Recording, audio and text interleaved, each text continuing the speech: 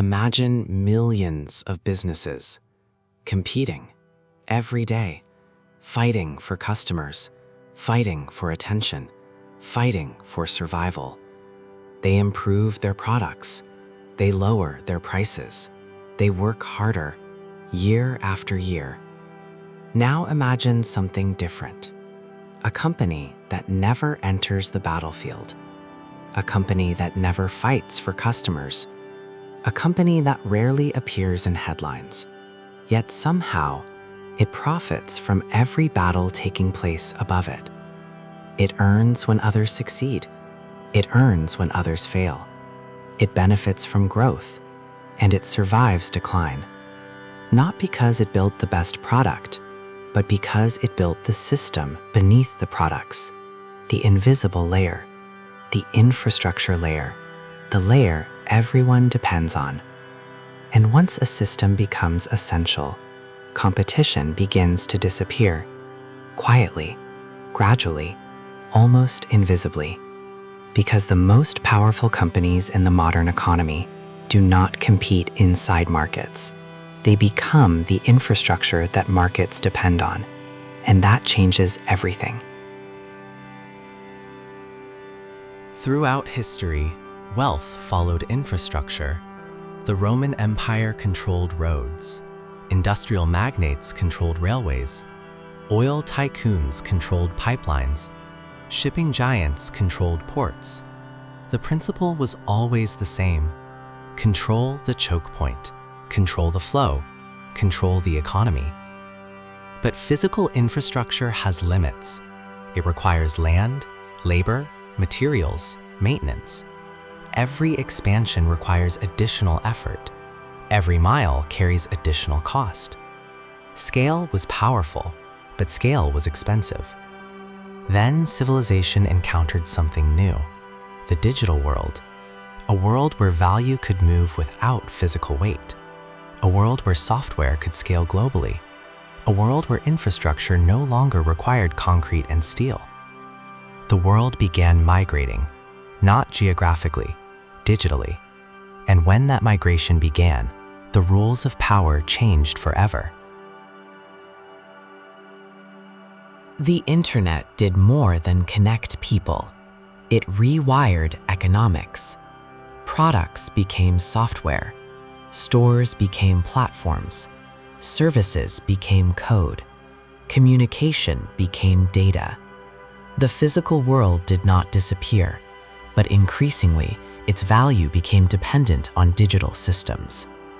Most people focused on applications, websites, social media, consumer technology. But a different group focused elsewhere. They focused on the layer beneath, the infrastructure layer. The frameworks, the networks, the systems enabling everything above them.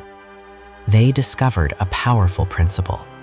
The highest leverage does not come from participating in an economy. It comes from owning the architecture of the economy itself. Traditional businesses sell products. Infrastructure businesses sell access, and access behaves differently. Products must be sold repeatedly, again and again and again. Infrastructure only needs adoption. Once adoption occurs, every participant strengthens the system. Every customer reinforces the network. Every transaction increases dependency. Every interaction deepens integration. Over time, the system becomes harder to replace. Not because it is perfect, but because everyone depends on it. This is the hidden engine behind modern monopolies. They do not dominate through force, they dominate through dependence. The stronger the network becomes, the weaker competition becomes. Because competing against infrastructure is fundamentally different from competing against products. You can replace a product. You cannot easily replace a foundation. Most people only see the surface, the brands, the logos, the applications, the products. But modern wealth operates across multiple layers. At the top sits attention, human focus, human demand, human behavior. Beneath attention sits the product layer, the visible experience, the visible service, the visible solution. Beneath products sits the platform layer, the ecosystems connecting users and businesses. And beneath everything lies infrastructure, the deepest layer, the most valuable layer, the layer responsible for computation, storage, identity, payments, connectivity, and information flow. The closer a company moves toward infrastructure, the more leverage it acquires. The more leverage it acquires, the more value it captures. This is why the largest companies increasingly resemble utilities, not competitors, utilities. They become unavoidable, and unavoidable systems generate extraordinary power. A new divide is emerging, not between nations, not between industries, not even between rich and poor. A divide between operators and architects. Operators work inside systems. Architects design systems. Operators exchange time. Architects build leverage. Operators optimize activity. Architects optimize structure.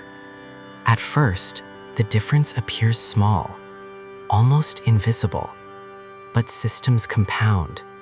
Leverage compounds. Infrastructure compounds. And over time, small advantages become enormous advantages. Effort scales linearly. Architecture scales exponentially. One requires constant input. The other generates continuous output. And in a software-driven world, continuous output always wins. Most people view wealth as an income variable. Earn more, work harder, become more productive. But the architects of modern wealth ask different questions. How can value move automatically?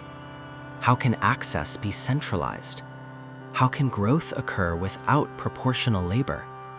How can scale become independent of time? The answers lead towards systems, and systems lead toward leverage. When the architecture is correct, wealth becomes a consequence, not a target, not an objective, a consequence. The visible outcome is financial success. The invisible cause is infrastructure. The visible outcome is scale. The invisible cause is architecture. The visible outcome is dominance. The invisible cause is leverage. No empire begins from nothing. Every civilization inherits foundations, roads, ports, standards, languages. The digital economy follows the same rule. Modern builders rarely create every component themselves. They leverage existing frameworks, existing tools, existing architectures, existing systems. The smartest builders do not waste years reinventing foundations. They acquire proven blueprints, they customize infrastructure, and they focus on creating leverage where it matters most. For viewers interested in exploring some of the digital frameworks, infrastructure resources, and software foundations that power the modern economy, curated resources can be found in the description below. The modern economy is no longer defined by products alone. It is increasingly defined by systems, the invisible frameworks beneath the visible world, the infrastructures beneath the applications, the architectures beneath the empires. Understanding these systems is becoming one of the most valuable skills of the 21st century, because the future will not be shaped by those who work the hardest. It will be shaped by those who build the systems everyone else depends on. This is Nexera, Decoding Systems, architecting wealth.